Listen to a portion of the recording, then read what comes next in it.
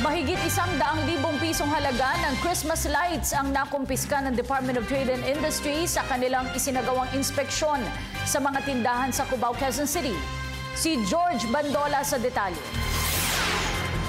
13 tindahan sa Cubao, Quezon City ang ininspeksyon ng Department of Trade and Industry, Consumer Protection Group at ng Bureau of Product Standards. 11 sa mga ito nagbebenta ng mga peking Christmas lights. Resulta, kinumpiska ng DTI ang 846 na Christmas light sets na nagkakahalaga ng 153,150 pesos. Unang kung sira lang, ang mahirap po ay kung ito ay maging sanhinga ng pagkasunog. Kasi nag-overheat po yan. Nahuli rin ng mga peking ICC stickers sa mga ito. Fake talaga itong ICC to. Ewan ko saan nila pinagawa. Kasi ang pinagkakabitan dapat yan, golden. Ito, puti eh.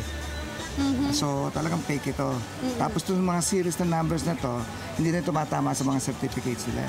Pero reklamo ng mga manininda, ipinasa lamang sa kanila ang mga produkto. Kaya imbes na sila daw ang sisihin ng ahensya, dapat na mahuli ang mga source. Kami yung mga retailer, kawawa naman na namimili. Gusto namin kumita, kami po ang naapektuhan, hindi ho sila eh.